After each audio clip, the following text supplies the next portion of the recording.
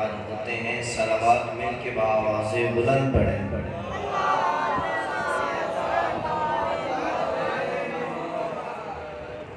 اعوذ باللہ من الشیطان الرجیم، بسم اللہ الرحمن الرحیم، الحمدللہ الذی لہذا وما کنا لنہتدی لولا ان ہدانا اللہ، لقد جاءت رسل ربنا بالحق والصلاة والسلام وتحیۃ والاکرام علی سید اسلم ما فی الوجود سر اللہ فی کل موجود نقطۃ دائرۃ الوجود، صاحب اللواء الحمد والمقام المحمود، مولانا و مولا الثقلین جد الحسن والحسین ابی القاسم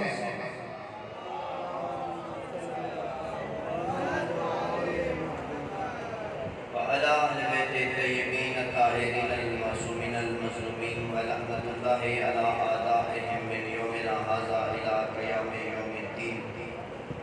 اما بعد فقد قال ربنا سبحانہ وتعالی فی کتاب المجید وفرقان الحمید وقولہ الحق، بسم اللہ الرحمن الرحیم، ومن قتل مظلوما فقد جعلنا لولیہ سلطانا فلا یسرف فی قتلہ انہ کان منصورا۔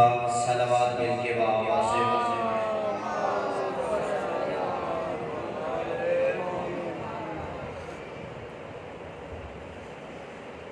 کل کی طرح بلکہ ہمیشہ کی طرح ہمیں اپنے ہر کام کی ابتدا اپنے زمانے کے وارث کی سلامتی کی دعا سے کرنی چاہیے۔ ہماری دعا کے وہ محتاج نہیں ہے، یہ دعا ہم اپنے لیے ہی مانگتے ہیں۔ اس دعا کو ہم نے ہمیشہ اپنی دعاؤں کے آخر میں رکھا ہے، جبکہ حق یہ ہے کہ یہ سب سے پہلی دعا ہونی چاہیے۔ میرا ساتھ دیجیے گا، بسم اللہ الرحمن الرحیم، اللہم صل ولیک الحجۃ ابن الحسن صلوات علیہ وعلی آبائہ فی ھذہ الساعۃ وفی کل ساعۃ، ولیہ وحافظ وقائد وناصر ودلیل وإننا حتى تسكن والزكاة وتمتع فيها طويلا برحمتك يا أرحم الراحمين۔ پروردگار ہمارے یہاں جتنے مومنین یہاں سے جتنے قدم چل کے اس بارگاہ میں تشریف لائے ہیں، ہر قدم کو عبادت میں شمار فرما، اور میرے ذمہ جتنے مومنین نے جو دعائیں لگائی ہیں، بالخصوص مقصود بھائی کی والدہ مریض ہیں، پروردگار سید الشہداء کے آخری سجدے کے صدقہ ان کو شفاء کلی عطا فرمائے، اور جتنی جھولیاں بے اولاد ہیں، بی باپ کی گود کا صدقہ بار الہ تمام بے اولاد جھولیوں کو اولاد صالح اولاد نرینہ عطا فرمائے۔ بالخصوص میرے فضل بھائی روز مجھے دعا کے لیے کہتے ہیں، پروردگار شہزادہ علی اصغر کا صدقہ فضل بھائی کو اولاد نرینہ عطا فرما۔ پروردگار اس مشکل دور میں جتنے مومنین بے گناہ قید و بند میں ہیں، تمام مومنین کو امام موسیٰ کاظم کی قید کا صدقہ رہائی نصیب فرما۔ پروردگار میری ملت کے نوجوانوں کو، میری ملت کے بچوں کو ماتمی اور نمازی بننے کی توفیق عطا فرما۔ تمام دعاؤں کی قبولیت کے لیے مل کے ایک مرتبہ صلوات پڑھیے۔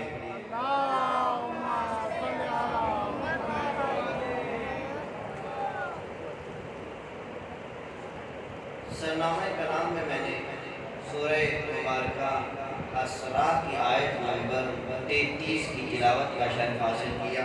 ماشاءاللہ۔ اس آیت کو سرنامہ کلام میں نے اس لیے قرار دیا کہ اس آیت میں ذکر ہے بارہویں لال ولایت کا۔ ماشاءاللہ ماشاءاللہ۔ میرے اس اشرے کا موضوع اپنے ہم سن اور کم سن افراد کے لیے، کیونکہ بزرگ سفید ریش جو ہیں ان سے تو میں نے خود سیکھا ہے، میری گفتگو میری بات جو ہوتی ہے وہ میرے ہم سن اور کم سن بھائیوں کے لیے ہوتی ہے۔ ماشاءاللہ۔ پیچھے 2 سال میں نے محنت کی، اس سال میں نے جو اشرے کا موضوع رکھا ہے معرفت اور حکومت امام زمان۔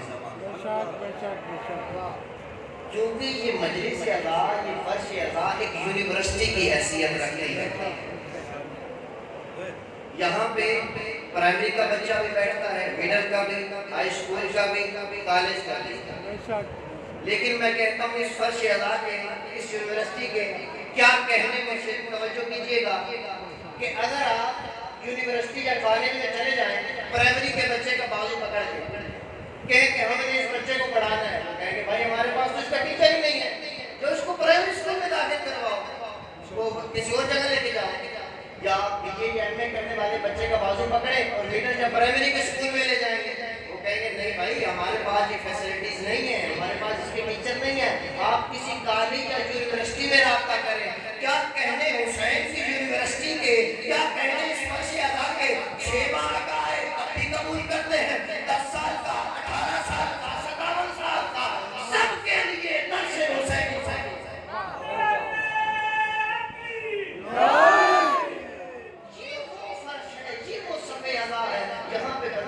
بوڑھا ہے، ضعیف ہے، مستور ہے، میری ماں ہے، میری بہن ہے، ہر ایک کو اس کے مقدر کے مطابق درس ملے گا۔ کائنات کی مائیں اپنے بچوں کو درس دیتی ہیں، نئے اسلامی سال چڑھا ہے مبارک کے، تو خود بھی سٹیٹس لگا رہی ہیں، بچوں کو بھی کہہ رہی ہیں، جشن آزادی کی شاپنگ ہو رہی ہیں، لیکن میری مائیں کیا کر رہی ہیں؟ امام ضامن نکالتی ہیں، دعا باندھ کی بہن ناد علی پڑھ کے بازو پہ باندھ کے کہتی ہے جا تجھ جیسے ہزاروں علی کر کے جوتے پہ قربان۔ بے شک بے شک صلوات پڑھیں گے امام والے۔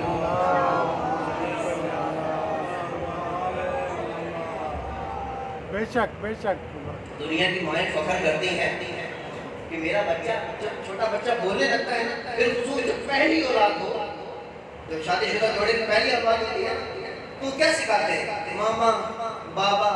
جب بچہ ماما یا بابا کہتا نا، ان کی خوشی کی انتہا نہیں رہتی، لیکن کیا کہنے میری ملت کے، میری ماں اس بات پہ فخر نہیں کرتی، میری ماں اور بہن اس وقت فخر کرتی ہے اور لوگوں کو بتاتی ہے جس دن اس کا بچہ یاری نہیں رہتا۔ اس کی خوشی کی انتہا نہیں رہتی کہ آج میرے فرزند نے جو میں نے لوریوں میں سنایا تھا یاری کہتی ہے۔ واہ واہ واہ واہ، کیا بات، یہ ماؤں کی تربیت بیٹھی ہے میرے ساتھ۔ بے شک بے شک، بالکل۔ جیسے ہی چاند محرم کا افلاک عالم کے نمودار ہوتا ہے تو ارشاد رب جلیل ہوتا ہے، جبرائیل جی رب جلیل، حسین کا وہ طوطا اٹھا، افلاک عالم کے جو ہے لہرا دے، غم اور حزن کی کیفیت تاری ہو جاتی ہے۔ جیسے یہ غم کی حزن کی کیفیت تاری ہو جاتی ہے، دعاؤں کے قبول ہونے کا سبب بن جاتا ہے۔ کل بھی میں نے بتایا تھا کہ فرش ہزا ہمیں بہت آسانی سے مل گیا، یہ عزاداری ہم تک بہت آسانی سے پہنچ گئی، لیکن اس فرش ہزا کا مقصد اور فلسفہ کیا ہے؟ معصوم سے کسی نے سوال کیا، مولا کہ ہم حج و زیارات پہ جاتے ہیں، نماز پڑھتے ہیں، ہمیں پتہ کیسے چلے گا کہ میں آیا میری نماز قبول ہوئی ہے، آیا میری حج یا زیارت میرا عمرہ قبول ہوا ہے؟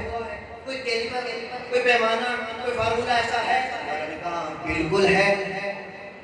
نماز پڑھنے کے بعد جب مصلی سے اٹھو اور دوسری نماز کے لیے دل بے چین ہو جائے، دوسری نماز کا وقت کب ہوگا، پہلی نماز قبول ہے۔ اسی طرح زیارات پہ گئے ہو، حج پہ گئے ہو، بیت اللہ، مدینہ منورہ، جنت البقیع، وہاں جانے سے پہلے مولا فرماتے ہیں اپنی زندگی کا بائیو ڈیٹا لکھ کے جاؤ، واپس آؤ، اگر تمہیں تبدیلی نظر آئے، بلکہ یوں کہوں مولا فرماتے ہیں جب جاتے ہو نا نجف، کربلا، کاظمین و سامرہ، جب اپنے وارثوں کی ذریعوں کو چون کے آؤ تو وطن میں آ کے تمہیں نہ بتانا پڑے میں زیارت سے آیا ہوں، لوگ کہیں یہ حسینی جا رہا ہے، پھر زیارت قبول ہے۔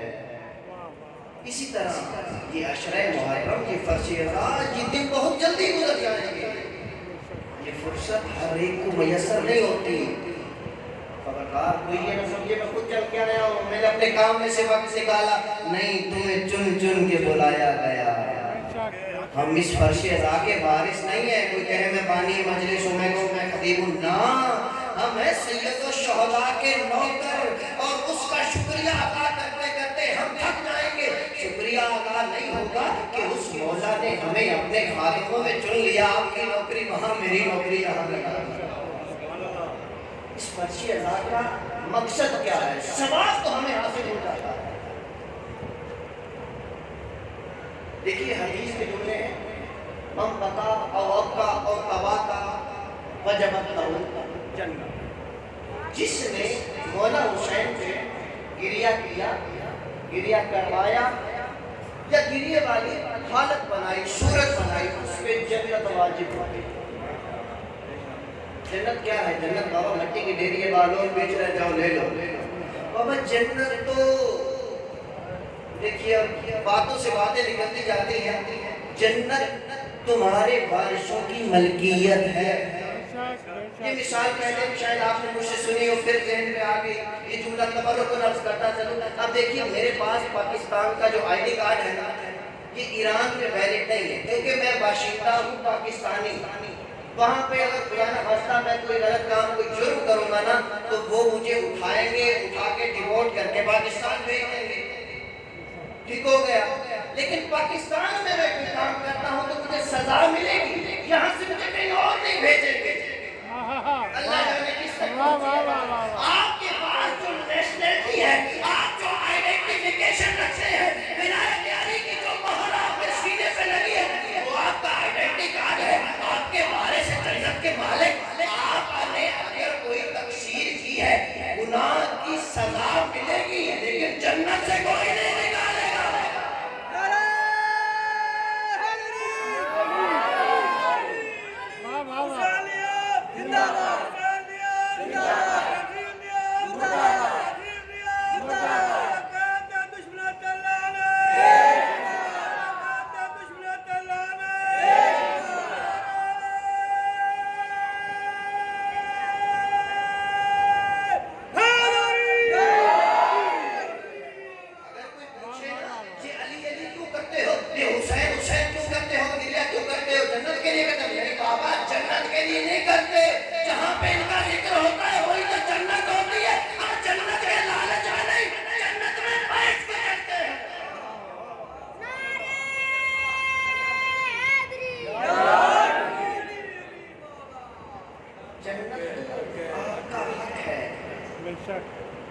میں لے جانا چاہ رہا ہوں مقصد عزاداری اور مقصد فرش عذاب۔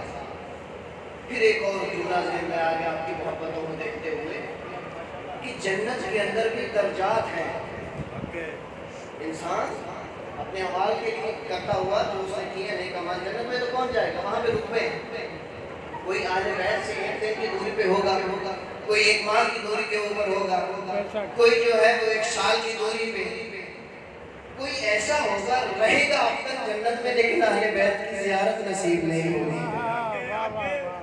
کم از کم مجھے اتنا تو ہونا چاہیے کہ میسم تمار سلمان ابو ذر کی ہمسائیگی مل جائے۔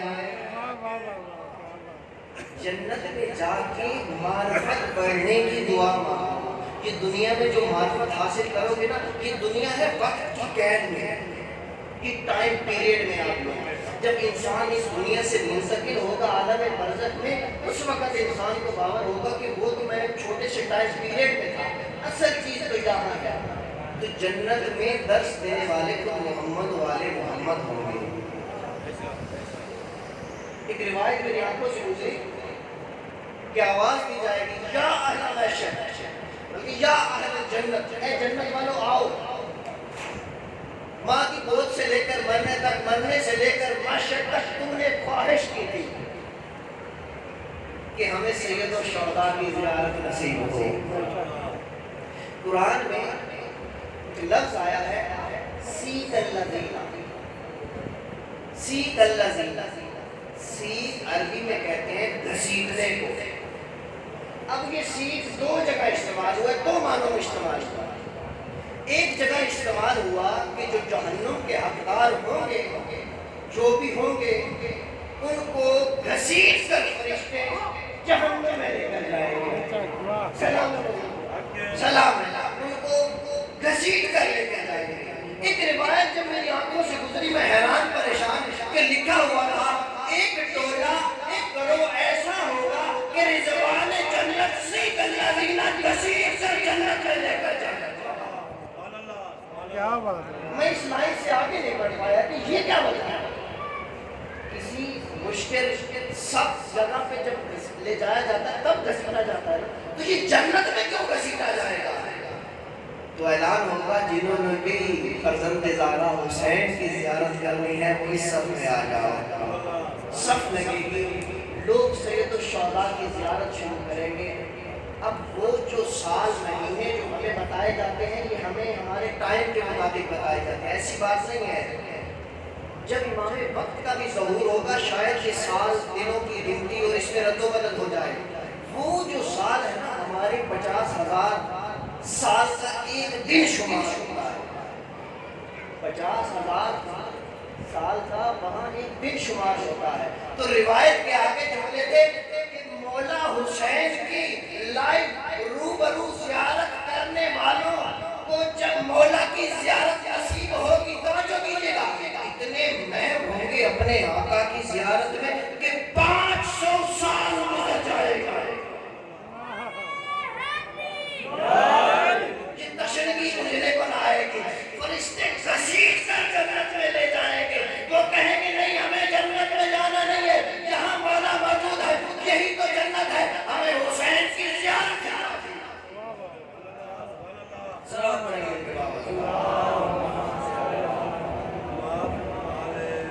کیا بات، واہ واہ واہ. مقصد عزاداری فلسفہ. میرے عزیزو، 10 دن آپ مجالس سنتے ہیں، یہ بچے، یہ نوجوان، یہ بزرگ، مقایسہ کیجیے. 10 دن کے بعد اگر آپ میں کوئی تبدیلی نہیں آئی نا، ثواب مل گیا. ایک آنسو بچوں کے پاس جتنا آئے، جنت تو واجب ہو گئی، لیکن مقصد حسین سے دور رہ گئے. مقصد حسین کیا ہے؟ مقصد حسین دین کو بچانا تھا. اس بچے ہوئے دین کو شرق و غرب سے جس نے نافذ کرنا ہے، اسے فرزند زہرا حضرت امام مہدی کہتے ہیں. موضوع میرا یہی ہے، اس طرح لے کے آنا ہے آپ کو. امام زمانہ علیہ السلام ہمارے نزدیک غائب ہیں. مولا غائب نہیں ہے، ہم غائب ہیں. اس فرش اعضاء سے، اس صف اعضاء سے ہی مولا کے ناصر پیدا ہوئے. جس آیت کو میں نے سرنامہ کلام قرار دیا، لوگ کہتے ہیں کہ دکھاؤ کہاں پہ ہے تمہارے بارے کا ذکر. سورہ اسراء کی آیت نمبر 33، وَمَنْ قُتِلَ مَظْلُومًا. اور جب کسی کو مظلومیت کی حالت میں قتل کیا جائے گا، جعلنا لِوَلِيِّهِ سُلْطَانًا، ہم اس کے ولی کو، اس کے وارث کو سلطان بنائیں گے، سلطنت دیں گے. میں پہنچا نہیں پایا. سلطنت اور حکومت میں فرق ہوتا ہے. حکومت سے ہٹایا جاتا ہے، لیکن جو سلطنت ہوتی ہے وہ وراثت کا کرتی ہے.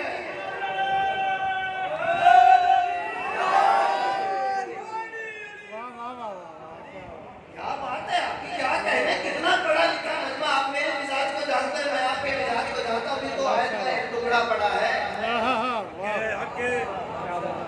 جب کوئی مظلومیت سے قتل کیا جائے گا، ہم اس کے ولی کو.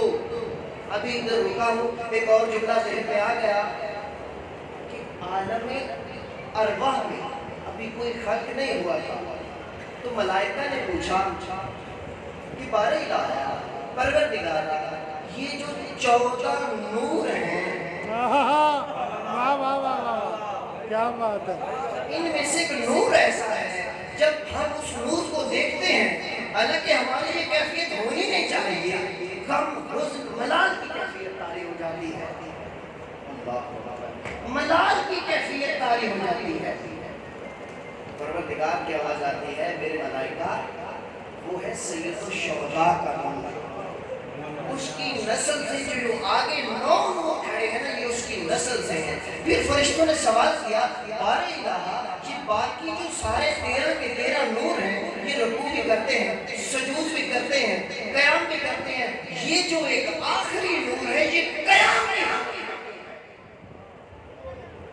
تو ارشاد ربانی ہوتا ہے، ارشاد قدرت ہوتا ہے کہ یہی تو ہمارا قائم بالحق ہے، اسی کے ذریعے تو میں نے شرط و شرط میں عدل نافذ کیا.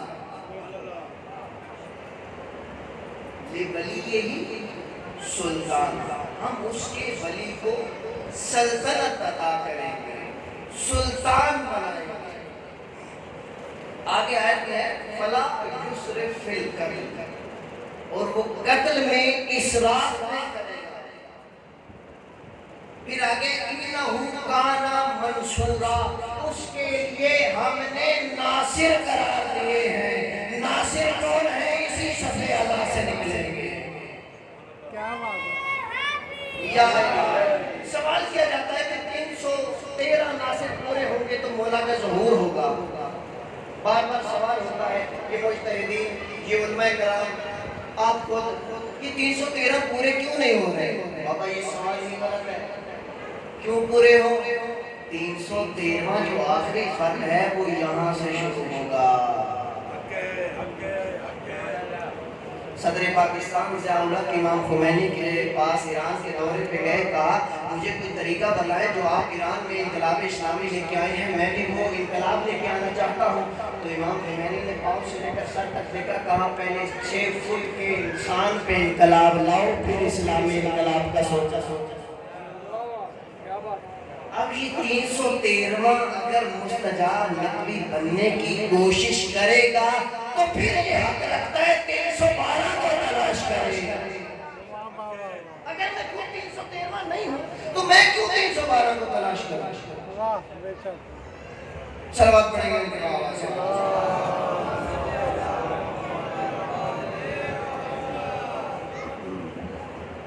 آیت کا دوسرا حصہ، فلا یسرف فی القتل، قتل میں اسراف نہیں کرے گا. دیکھیے جو مولا کے انتقام کے بارے میں بہت ہی عجیب و غریب آپ کو روایت سنائی جاتی ہے. میں وہی سناؤں گا جو میں نے کتاب میں پڑھا ہے، حقیقی معرفت ہے کہ مولا کا انتقام کیا ہوتا ہے. ہمیں بتایا جاتا ہے مولا ذوالفقار لے کے آئیں گے، بے نیام کریں گے اور قتل کر دیں گے، خون کی ندیاں بہا دیں گے. فلاں نہر ہے جو خون سے بچ جائے گی، فلاں بے نمازی اس کو قتل کر دیں گے، فلاں دین کے مسائل نہیں جانتا اس کو قتل. ہاں بابا یہ کیسی باتیں کرتے ہو؟ رسول خدا کی حدیث ہے، اسم ہو اسمی. اس کا نام وہ نام ہے جو میرا نام ہے، اس کا کردار میرا کردار ہے. میں رحمت للعالمین ہوں تو وہ بھی زمانے کے لیے رحمت ہوگا. امام قتل کرنے کے لیے نہیں آئیں گے، امام رحمت بن کے آئیں گے. مولا کا انتقام کیا ہوگا؟ اس وقت اکثر لوگ جو ہے ان کی عقل، فہم، فراست کامل نہیں ہے. جب امام کا ظہور ہوگا ان کی عقلیں کامل ہو جائیں گے. بد اخلاق سے انتقام کیا ہوگا؟ اس کا اخلاق کامل ہو جائے گا. جھوٹ بولنے والے سے مولا کا انتقام کیا ہوگا؟ وہ یہ ہوگا کہ وہ سچ پہ آ جائے گا. عدل مولا کا ایسا ہوگا، مولا روایت میں ملتا ہے چھٹے لالی بلاد فرماتے جب ہمارا قائم ظہور کرے گا تو عدل لوگوں کے گھروں میں ایسے داخل ہوگا جیسے سردی اور گرمی داخل ہوتی. سردی اور گرمی پہ ہمارا کوئی زور تو نہیں ہے، دروازے بند کر لیں، ہیٹر لگا لیں، سردی داخل ہو کے رہتی ہے. گرمی ہو جائے پنکھے لگے پورے لیکن گرمی محسوس ہو رہی. اس طرح عدل داخل ہو جائے گا لوگوں کے گھروں میں اور گھر میں بیٹھی ہوئی مستور ایک فقیر کا درجہ رکھے گی. قرآن کھولے گی، اپنے لیے قرآن و حدیث سے فتویٰ صادر کرے گی. یہ دور آنے والا ہے. یہ کیسے آئے گا؟ جب مولا کے ناصر پیدا ہوں گے. ناصر کیسے پیدا ہوں گے؟ یہ فرش اعلیٰ سے. فرش اعلیٰ کیسے ناصر بنائے گی؟ جب معرفت حاصل کرو گے. یہ معرفت کرتا جا رہا ہوں. بتاؤں تو صحیح یہ معرفت ہے کیا؟ ابھی تک ہمیں ہمارے انصاف سے بتانا، غلط تو نہیں کہہ رہا، 3 اماموں کی معرفت: مولا علی علیہ السلام، امام حسن علیہ السلام، امام حسین اور امام زین العابدین کی تھوڑی سی بات. باقی کے فقط ہمیں نام آتے ہیں. یہ کیوں ہے ایسا؟ کیونکہ ان کا ذکر زیادہ کیا ہے، ان کا تذکرہ زیادہ ہوا. میری قوم کو، میری ملت کو ان کے وقت کے امام کا بتایا ہی نہیں گیا. ہمیں صرف نام تک واقفیت ہے. آپ یقین کریں میں نے جو اپنا ایک کیا کہتے ہیں شارٹ کورس کیا ہے 8 दिन کا ہمارا شارٹ کورس تھا، اس میں انہوں نے جب ہمیں جو درس دیا، جو ہمیں بتایا، میرے رونگٹے کھڑے ہو گئے۔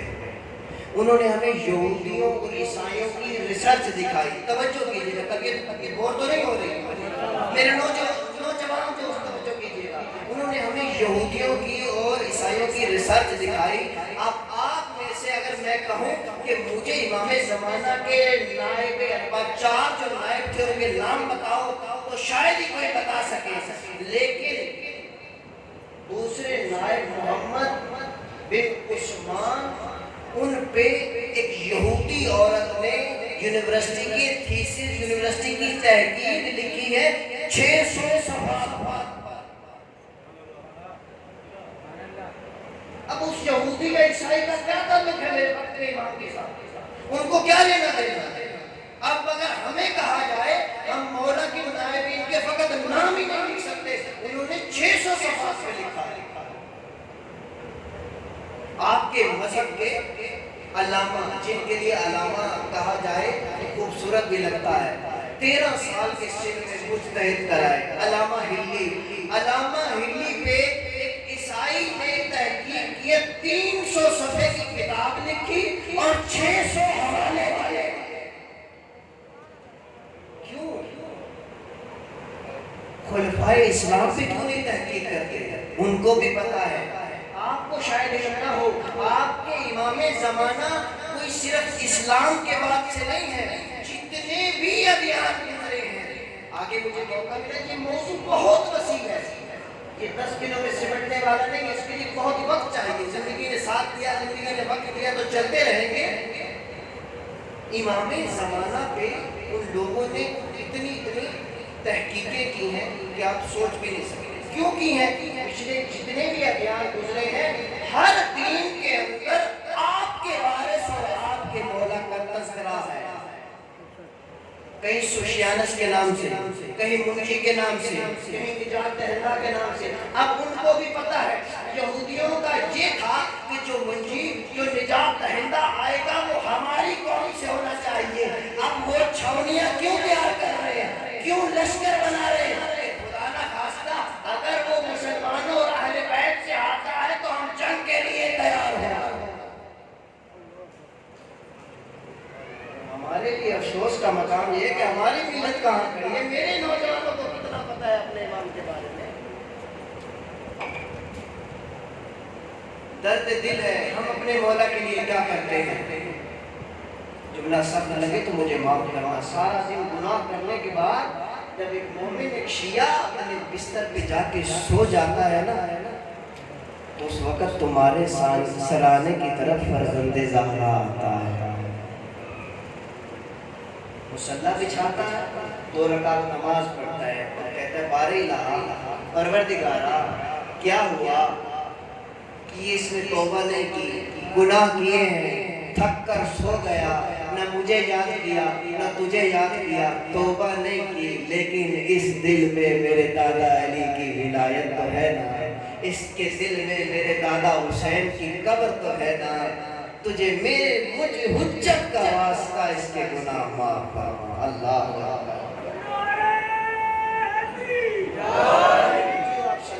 دیکھو ہم نے فرزند زہرا کو کتنی زحمت میں ڈال دیا، وہ ہمارے لیے ہمارے سرانے میں کھڑے ہو کے دعائیں مانگے۔ مولا فرماتے ہیں ہمارے در پہ جھک جاؤ، تمہیں زمانے کے سامنے جھکنے کی ضرورت نہیں پڑے گی۔ جب تم ہمارے در پہ جھکو گے تو زمانہ تمہارے سامنے جھکے گا۔ علامہ علی کا نام آیا تھا کہ واقعہ ذہن میں آ گیا کہ جو ان کے در پہ جھک جائیں۔ ملک ایران جو ہے نا اس وقت شیعہ آبادی سے بھرپور ہے۔ ایران شیعہ کیسے ہوا؟ آپ کی طبیعتوں کو تازہ کرنے کے لیے واقعہ سناتا چلا۔ ایران کا ایک بادشاہ ہے جس کا نام تھا خدا بندہ، اہل سنت سے اس کا تعلق تھا، دنیا دار آدمی تھا جیسے بادشاہ لوگ ہوتے ہیں۔ اس نے غصے کی حالت میں اپنی بیوی کو طلاق اب بیوی اس کی کا نام تھا زبیدہ، زبیدہ بیوی مومنہ تھی۔ اب ہوتا ہے چنگے نگر مندے تھے مندے چنگے، بیوی مومنہ تھی۔ یہ فرعون والا معاملہ تھا، جیسے فرعون کے گھر میں جناب آسیہ، توجہ کیجئے گا لطف بہت آئے گا، کیونکہ میں نے آپ کو میٹھا میٹھا کر کے معرفت امام زمان کی طرف لے کے آیا۔ اب اس نے طلاق تو کہہ دیا، اب بیوی اس کی بہت خوبصورت تھی، بیوی سے محبت بھی بہت کرتا تھا۔ اب کچھ دیر کے بعد پریشان ہوا، اب کیا ہوگا؟ حیران پریشان کہ اب میں کیا کروں؟ میں نے تو دے دی طلاق، تو میں بادشاہ ہوں، بادشاہ لوگ ایسے ہی ہوتے ہیں، کبھی کوئی فیصلہ کر دیا نادم ہوتے ہیں، پریشان ہوتے ہیں۔ اب اپنے مذہب کے علماء کو بلایا، 4 فرقہ تھی اس وقت ایران کے اندر، مالکی، حنبلی، شافعی اور حنبلی، چاروں کے علماء کو بلایا، کہا حلوے کے تم بہت شوقین ہو، میں تمہیں حلوے میں نہلا دوں گا، سونا چاندی زیورات جو چاہتے ہو لے لو، میری اس مشکل کو، میرے اس مسئلے کو حل۔ اب علماء سر جوڑ کے بیٹھ گئے کہ انعام تو بڑا ہے لیکن اس کا مسئلہ حل کیسے کریں؟ کتابیں کھنگالی، دفتر کھنگالے، اب کوئی علی والا ہو تو حل ملے۔ سب کچھ دیکھنے کے بعد انہوں نے کہا بادشاہ سلامت، اگر جان کی امان پائیں تو عرض کریں۔ کسی بادشاہ کے جملے اپنی طرف سے نہیں کہہ رہا، جان کی امان پائیں تو کچھ عرض کریں۔ بادشاہ کہتا ہے ہاں امان دیتا ہوں، تم یہ امان چھوڑو، میری مشکل حل کرو، مجھے اس مشکل سے نکالو، میں بے چین ہوں۔ انہوں نے کہا بادشاہ سلامت اس کا کوئی حل نہیں، اس کا حل ہے تو ایک ہی ہے، تمہاری بیوی پہلے کسی اور سے نکاح کرے، پھر وہ طلاق دے، پھر وہ تمہارے لیے حلال حلال۔ نوجوان دوستوں کے لیے ہمارے بھائیوں کے یہاں حلالہ نام کی ایک چیز ایسی ہے۔ بادشاہ نے سنا، امان دے چکا تھا، کہتا ہے میری غیرت سے جملہ برداشت نہیں کر پا رہی، اگر امان نہ دی ہوتی تو میں وقت کا بادشاہ ہوں، تمہارے ساتھ زمین پہ پڑے ہوئے۔ انہوں نے کہا یہ ہمارا فیصلہ نہیں ہے، یہ شریعت محمدی ہے۔ اس نے کہا میں بادشاہ ہوں، جہاں میرا قانون چلتا ہے، نعوذ باللہ اگر یہ محمد کی شریعت ہے تو میں اس شریعت کو نہیں مانتا۔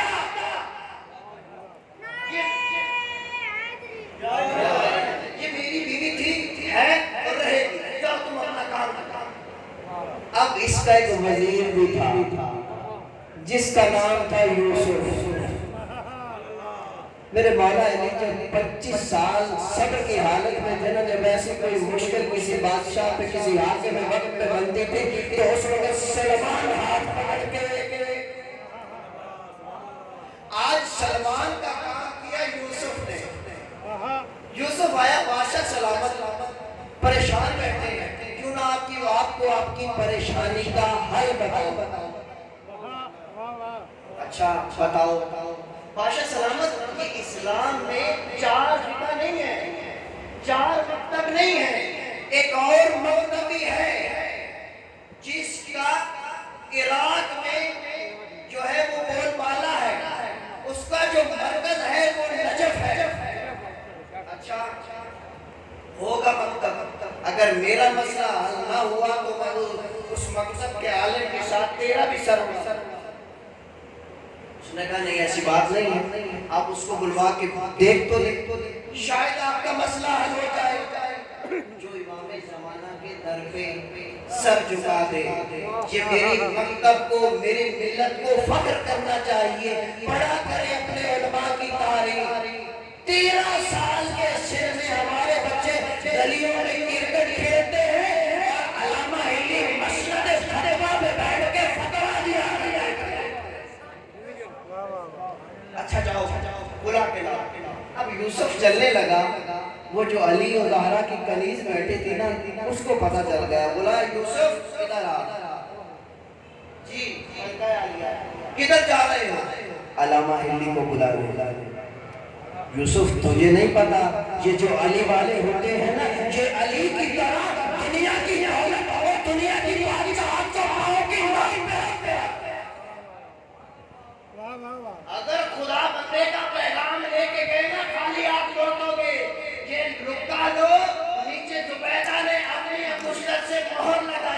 یہ کنیزہ زہرا کی مور ہے، بادشاہ کے پیغام پہلے دینا، پھر جو جواب ملے اسے یہ رتبہ دکھا دینا۔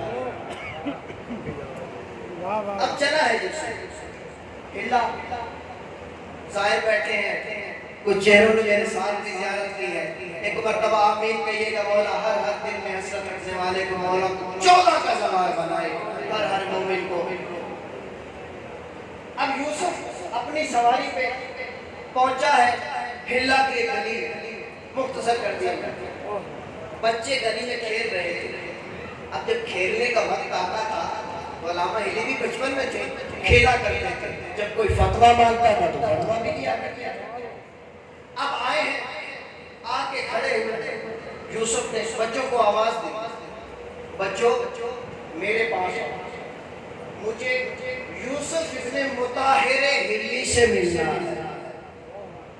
اب سارے بچے حیران پریشان اس کی طرف دیکھ رہے ہیں کہ ہمارے علاقے میں تو کوئی ایسا بندہ ہی نہیں ہے جو علامہ ہلی سے فتویٰ نہ لیتا ہو، یہ کہاں سے آیا ہے جس کو علامہ ہلی کا پتہ ہی نہیں ہے؟ اس نے کہا تمہیں علامہ ہلی کے پاس جانا ہے یا ابھی ملنا ہے؟ اس نے کہا ابھی ملنا ہے۔ ایک بچے نے ساتھ والے بچے کا بازو پکڑا، کہا یہ ہلی یہ کھڑا ہلی، حیران پریشان کہ میں نے تو پوری دنیا میں ایک نام سن رکھا ہے علامہ ہلی، علامہ ہلی، یہ تو 13 سال کا بچہ ہے۔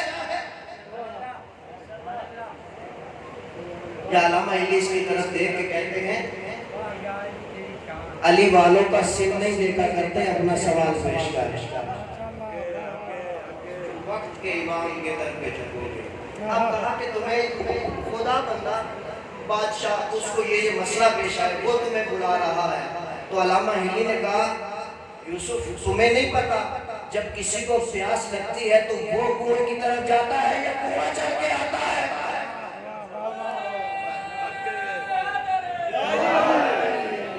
ابن عباس نے مولا سے کہا تھا کہ مولا وہ وہاں پہ کرسی کے لالچ میں، تخت کے لالچ میں میٹنگ ہو رہی ہے، مولا آپ نہیں جائیں گے؟ مولا نے کہا میں اس دنیا کے تخت دولت تاج اور اس ساری حکومت کو علی اپنے جوتے کی نوک پہ رکھتا ہے۔ فقط علی نہیں، علی کے 11 بیٹے، علی کے 11 بیٹے نہیں، کہا قائم قیامت جس کے سینے پہ ولایت علی کی مہر ہوگی وہ دنیا کو چومے گی نہ۔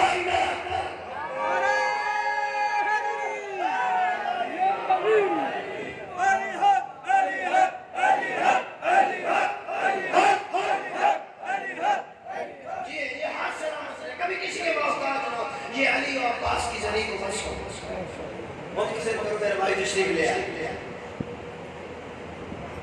کنواں تو پیاسے کے پاس نہیں جاتا، پیاسے کو کنویں کے آنا پڑتا، اسے کوئی مسئلہ تو خود چل کے آئے، بادشاہت اس کی ہوگی جہاں پہ ہے۔ یوسف جانتا تھا، یوسف نے مسکراتے ہوئے وہ رکا نکالا، جیسے رکے کے نیچے کنیزہ زہرا کا نام دیکھا نا تو ساتھ میں لکھا ہوا تھا ہلی تو علی کا غلام ہے، وہ زہرا کی کنیز ہو۔ اس نے کہا مجبوری بن گئی۔ یوسف نے کہا میں شاہی سواریاں لے کے، اس نے کہا شاہی سواریوں کی ہمیں ضرورت نہیں ہوتی، اپنا گدھا یا خچر جو کس وقت کی سواری تھی، چلو تم جاؤ، دن وقت مقرر طے ہوا ہے، تم پہنچو میں بھی آ جاؤں گا۔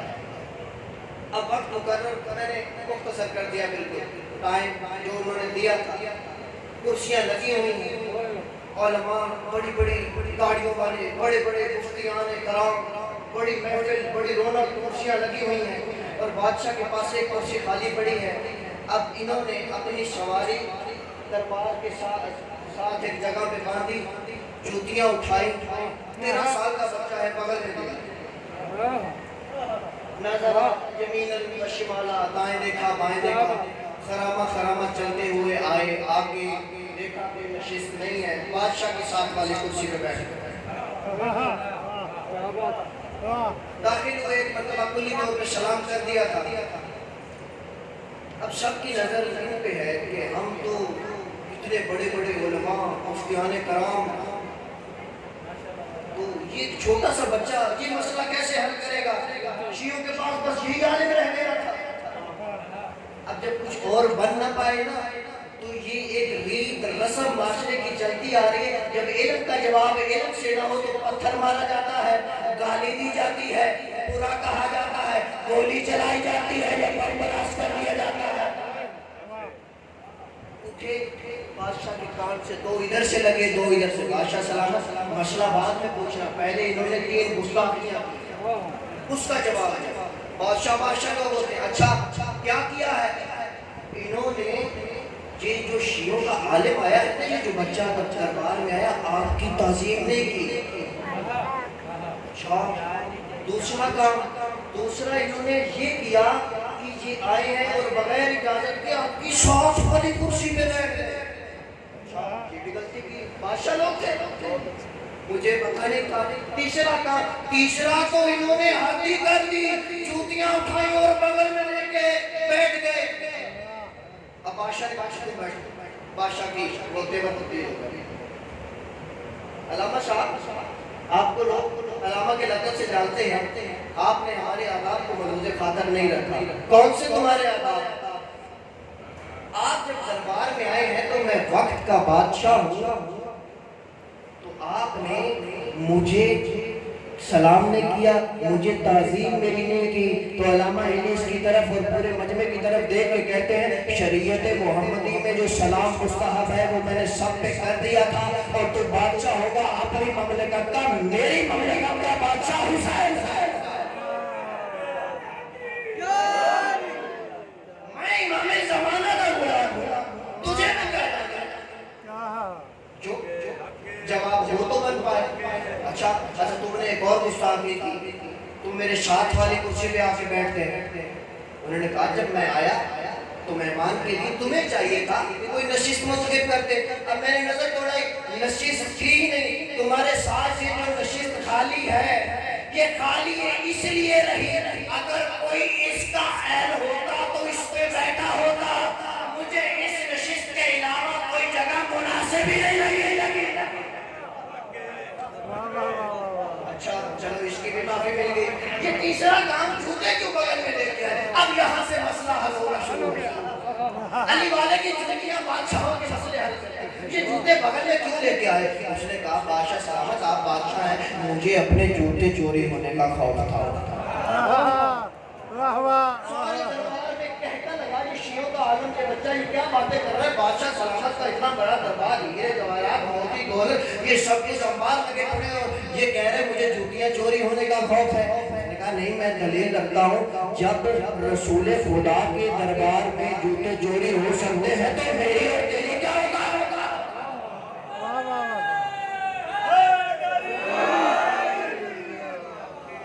تڑپے 4 مرتبہ فکر کے علماء تڑپے کہ یہ کیا بات کر رہے ہو, کوئی دلیل دو, کوئی حدیث, کوئی روایت. اس نے کہا میں واقعہ سناتا ہوں. رسول خدا کا دور تھا, حضرت مالک کا جوتا رسول کی محفل سے چوری ہو گیا. مالک کی تڑپے اٹھے, یہ کیا کہہ رہے ہیں جناب مالک تو رسول خدا سے 80 سال بعد دنیا میں آ رہے ہیں.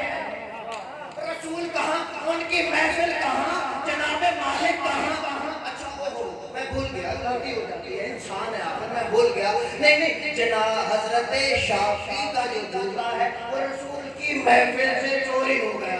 اب شافعی والے مذہب, شافعیہ مذہب والے اٹھے, انہوں نے کہا نہیں جی 120 سال کے بعد ہمارے امام دنیا میں آ رہے ہیں, رسول کو تو انہوں نے دیکھا ہی نہیں, رسول کو تو انہوں نے دیکھا ہی نہیں, ان کی محفل میں ہمارے امام کا جوتا کیسے چوری ہو. بھول گیا, کوئی آپ نے انسان ہے, غلطی کا پتلا ہے. نہیں امام حنبل انہوں نے بھی تڑپ کے وہی جواب دیا, وہ تو 150 سال کے بعد آ رہے ہیں, ان کا جوتا رسول کی محفل میں گئے. کہا نہیں وہ شاید ابو حنیفہ ہوں گے. اب حنفی تڑپ کے اٹھے اور کھڑے ہو کے کہتے ہیں کہ تم کیسے ہو کہ ابو حنیفہ کا جوتا چوری ہوا. ابو حنیفہ تو تمہارے امام جعفر صادق کے دور میں دنیا میں آ رہے ہیں.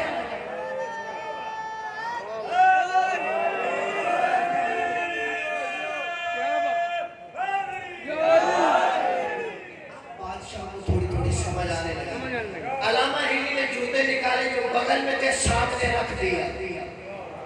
کہا بادشاہ تم بھی بادشاہ ہو, ان سے دین لے رہے ہو جن کے امام رسول سے पाक दुनिया में आए, सवाल पूछना है शरीयत का तो उनसे पूछो।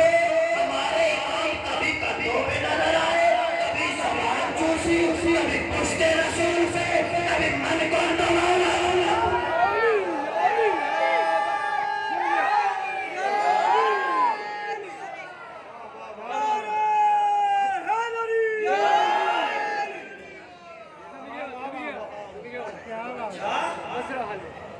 मसला मेरा हल होता नजर आता है बादशाह। सोचा अच्छा तुम बताओ। अल्लाह मैं कहते हैं मैं तुम्हारा मसला आसानी से हल कर देता हूँ, मेरे मौला अली अलैहिस्सलाम का फरमान है। तुम मुझे ये बताओ, सवाल मुझे ये बताओ कि निकाह गुस्से की हालत में होता है? तुम गुस्से में बैठे हो, किसी का निकाह पढ़ना हो जाएगा? नहीं।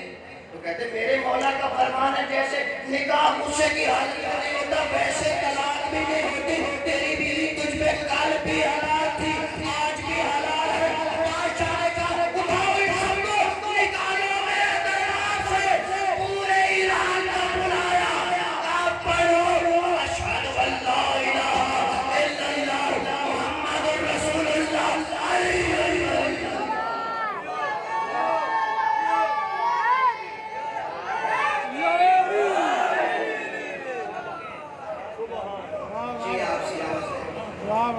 इंशाअल्लाह कल भी वक्त पे तशरीफ लाएंगे। इसी मौजू को मैंने आज थोड़ा सा अपने मौजू को टच किया। आगे 4-5 दिन मैंने मेहनत की है, उन्हें जिगर होता है पूरे साल का। मैं अपने नौजवानों को अपने इमाम से तारुफ करवाना चाहता हूँ, क्योंकि जो मेहनत हुई ना मेरे आका और मौला हुसैन से, उस मेहनत का समर हमें 12वें के दौर में मिला है।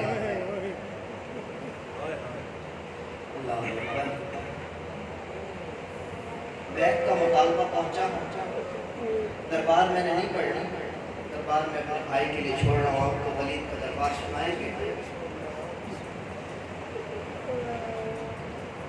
अजीब कैफियत है आका मौला हुसैन की, दिल को बेचैन है, रातों को परेशान है। नाना की कब्र पे आए, कब्र को ऐसे सीने से लगाया जैसे रसूल जिंदगी में हुसैन को सीने से लगाया करते। मैं कुर्बान जाऊं, मैं तो समझा थके बैठे हो गए, ये तो करबला बन गई। आज तो वो मुहर्रम है, आज तो हुसैन से खैमे लगाए हैं, आज तो अब्बास के हाफिज और हफीज की सदाएं हैं। अभी से ये मंजर अल्लाह जाने शामे गरीबा कैसे बर्दाश्त करोगे? अजर तुम अल्लाह नाना तेरी उम्मत रहने नहीं देती। जो आलम अरबा में वादे दिए तेरी नाना लगता है उम्मत पूरा करवाना चाहती है।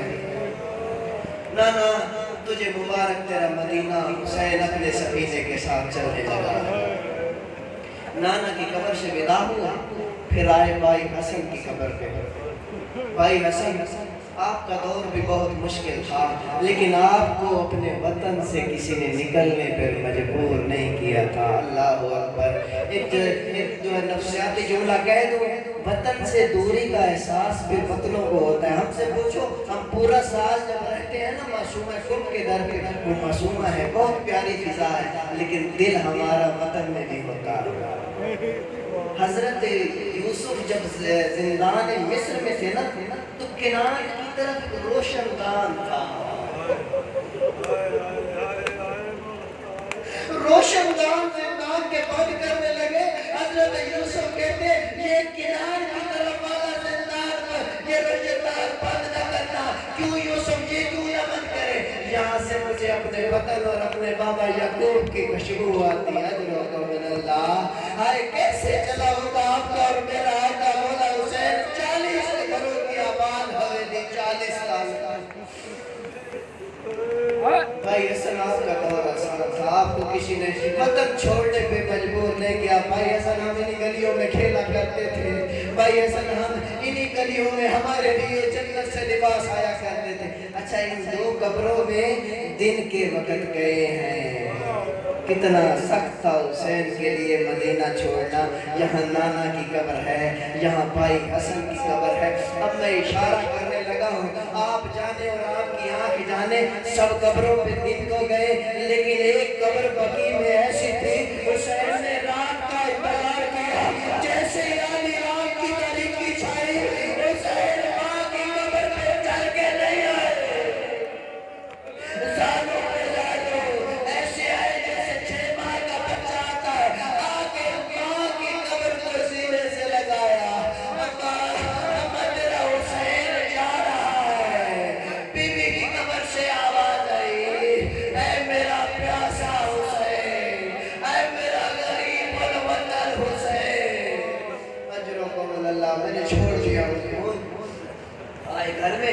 तैयारी करने लगे। बीबी ज़हरा के बाद जिस हस्ती ने मौला हुसैन को मां बन के पाला है ना, उसका नाम है बीबी उम्मे सलमा। हम एहसानमंद हैं इस बीबी के। बीबी उम्मे सलमा की नजर भी कमजोर हो चुकी थी और रसे की देख पे आती है, हुसैन हुसैन मेरा लाल। जी अम्मा, मुझे बुला लिया होगा, क्यों आ गई? हुसैन मुझे बताओ कहाँ जा रहे हो? अम्मा, नाना की उम्मत मदीने में रहने नहीं देती। हुसैन, ये नाले के बंदे हाथ दे, कहीं भी चले जाना, लेकिन इराक ना जाना, इराक ना जाना। नानी अम्मा, क्यों इराक क्यों ना जाओ? मुझे तेरे नाना ने बताया था कि इराक ही वही जगह है जहाँ 3 दिन का भूखा प्यासा शहीद किया जाएगा। नानी अम्मा कोई निशानी भी दी थी? हाँ, हुसैन की मट्टी दी थी। कहा था जब जिस दिन ये सुर्ख हो जाए समझना मेरा हुसैन दुनिया से चला गया। अब मेरे मौला ने अंगूष्ठ का इशारा किया, कहा नानी अम्मा वो रसूल था, उन्होंने मट्टी दी थी, और रसूल का नवासा तुझे मंजर दिखाए। जैसे किसी उम्मे सलमा ने निगाह की ना, कहा नानी ये देख, ये क्या है? बीबी उम्मे सलमा कहती ये तो कोई दरिया का किनारा है। बोला रोज कहते नानी अम्मा इसी को तो शन्ने फुरात कहते हैं, यही वो दरिया है जहाँ मेरे अब्बास के बाजू तलब हो गए। अजरों को मिन अल्लाह। बीबी का किरिया बुलंद हुआ, अपनी आवाजों को बुलंद करना, अल्लाह जाने जिंदगी सांस दे न दे, बोला आपकी आवाजों पर रहम करे। फिर कहा नानी अम्मा ये देख रही है? हाँ हाँ हुसैन देख रही हूँ। हुसैन ये कौन सी जगह है? मौला कहते नानी अम्मा जिगर संभालना, ये जो मेरा हम शक्ले पैगंबर है ना, इसी जगह पे इसके सीने में पर्ची लगेगी। बीबी का किरिया बुलंद हुआ, अल्लाह ताला बीबी का किरिया बुलंद हुआ। ये एक गोदी नजर आई, एक गहरी जगह नजर आई जहाँ पे कुछ झाड़ियाँ भी थी। बीबी उम्मे सलमा कहती हुसैन ये जगह क्यों दिखा रहे हो? मौला कहते हैं नानी अम्मा यही वो जगह है जहाँ पे तेरा हुसैन घोड़े से नीचे आएगा, तेरे पर पेट नाज़ीर में होगा ना जमीन पे।